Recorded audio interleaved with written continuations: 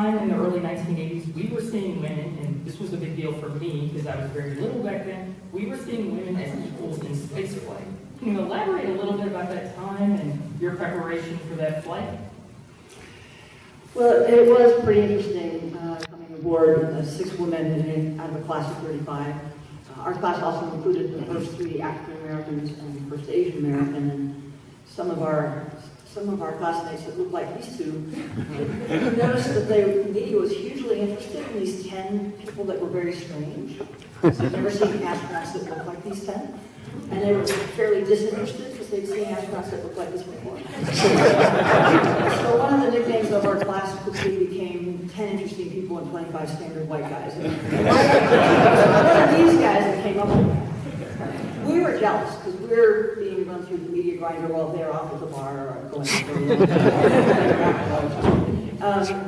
but there were a lot of pretty amusing things that we all 6 of us first encountered. Braystead and I were reminiscing about some of this last night because you need to appreciate that the team of people that went through the couple of years of thinking through what accommodations and equipment and differences you need if there's going to be like women doing this was all Apollo era men. What do you want to bet their batting averages on thinking about issues that pertain specifically to women, like what goes into a lady astronaut's toiletries kit? Now, I'll just tell you that the Apollo era male engineers answer to that question could not possibly have been further off. So there were lots of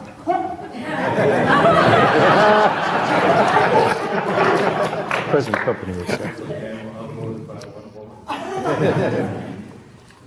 well, there's some things you never needed in your toiletries kit.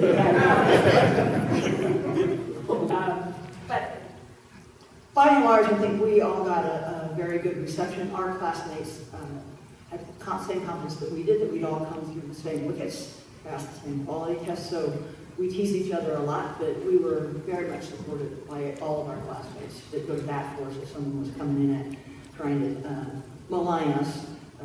We would argue for ourselves as well, of course, but it was always nice to have our classmates standing up for us. The big tension for the first couple of years, of course, were some one of these African Americans and some of these women is going to become, the first American female or first American colored flying space, and that's going to be another round of a big deal. Who will that be? What was going to go into that competition was always kind of murky, as were most things pertaining to flight assignments in the astronaut corps, then, maybe still now. Sally Ride, of course, got the nod in 82 to fly in 1983. And shortly after she landed, I got the word that I was assigned to my first flight and was going to do a spacewalk. Sally was also on that flight, so this was going to be the first time there were 2 women aboard. There was a little shudder of fear. We've proven that 1 didn't screw anything up, but 2, how many could there be before it gets really bad? So that flight had 3 key objectives. One was to deploy an Earth radiation budget satellite. Sally, as the trained-up arm operator, was going to do that. One was to demonstrate the potential that Shuttle had for satellite refueling. Shuttle was really oriented around 3 R's.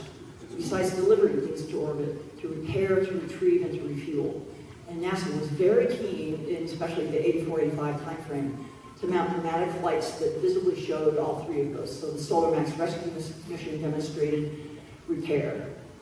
When the 2 communication satellites went south on 41D, that was going to become prove we can retrieve satellites in our flight, was prove we can refuel them. A mock-up, a replica of the Landsat fuel system and real hydrogen, so explosive toxic propellant in these tanks.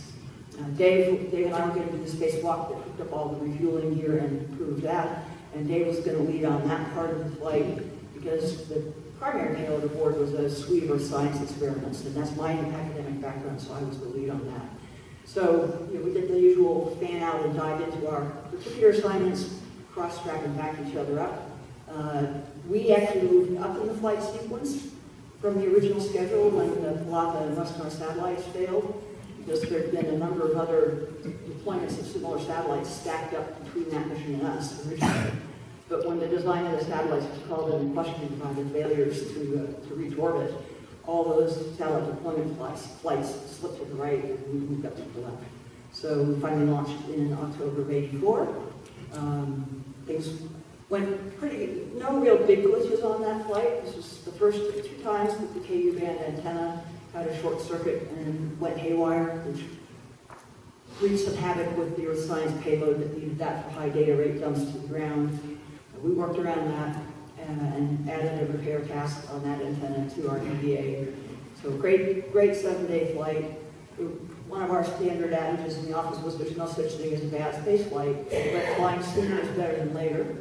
A longer flight's better than a shorter flight. High inclination is better than low inclination, and spacewalks are wonderful.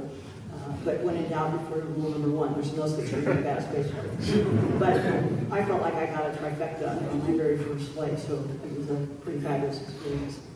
Awesome, thank you.